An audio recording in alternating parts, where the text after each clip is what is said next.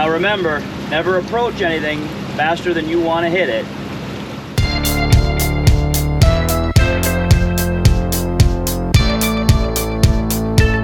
Welcome back to Smok'n Jay's Garage. Today we're going to teach you how to dock your boat. I've got a camera out here. We're going to leave this on the dock, and I've got a camera in the boat. Try to show you our steering and our throttle. I get a lot of questions on that. A lot of people struggle with that, especially with their jet boat. We're going to go ahead and we're going to show you how to do it. We're going to show you a couple of different ways. Now, I like to always, if possible, I like to dock on my port side. I also like to dock with the current pushing me towards the dock rather than away from it. So sometimes I don't have an option. I've got to go with the current. It's just easier rather than trying to fight it. So I'm going to show you how to do it. Hopefully this helps you out. All right, as you can see, I'm coming in at about a 45-degree angle now. At least that's what I'm trying to do.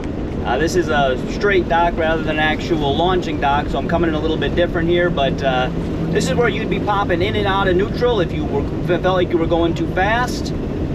I am in forward right now. Now I'm in neutral. I typically stay in forward. Now, as you can see, I'm coming up here. I'm going to turn hard to the right. All right, I'm all the way to the right. I am in gear. Now I'm going to swing back. And I'm going to start going in reverse right here now. I'm turning to the left. I'm all the way in reverse. All right, now I'm going to bump forward a little bit. Swing to the left. I just want to be a little bit closer to the dock here. All right, I still have my steering wheel to the left. You can see I just bumped the dock there. Give it a little bit of reverse if I need to. I'm in neutral and I can hop right out of the boat.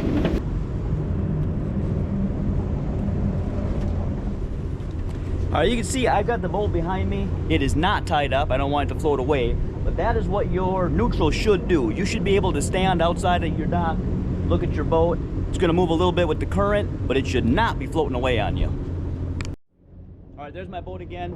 Not tied up, just floating there. Maybe moving forward and backward just a little bit, but you should be able to have your neutral actually hold your boat pretty doggone freaking steady. Obviously, keep an eye on it, but we'll give it one more go here, all right?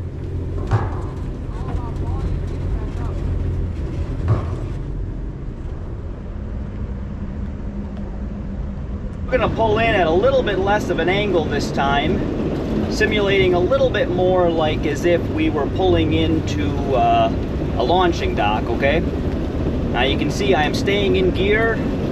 I am pulling up over here. I'm just kind of lining up my bow with the dock a little bit. I'm staying in gear this whole time, so I'm coming in a little bit fast. I'm going ahead, turn left a little bit, hard right to straighten me out, hard reverse, not hard, but medium reverse, right? And I'm going to keep that just until you feel just bump on the dock.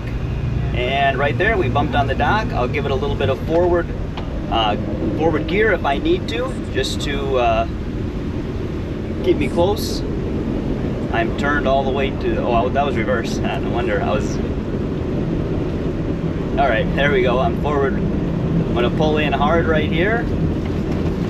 I'm gonna swing to the right hard. And now I am going to give it reverse thrust and all turn towards the dock. I'm gonna start turning backwards. There we go. Forward, reverse.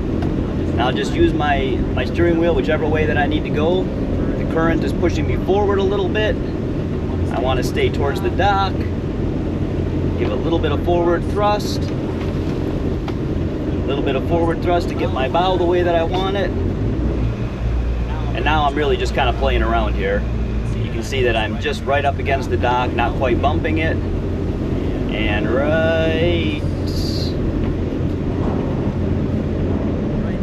there, I bumped the dock just lightly. I'm in neutral, and we're good to go.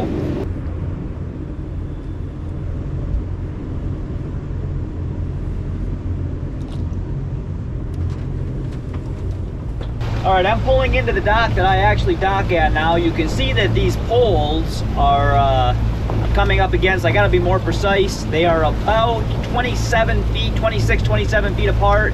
And my boat's only 24, so you can see the angle I'm coming in. I'm at no wake +1, and right here I am going to go to just idle. I am coming in here. I'm going to turn to the left a little bit. I'm going to turn hard to the right. I'm going to hit reverse, hard reverse. I'm going to steer into the dock right here. I give it some reverse thrust to get my back in there. The current is pushing me away from the boat, away from the dock, so I have to be a little bit aggressive. There we go, I'm in neutral.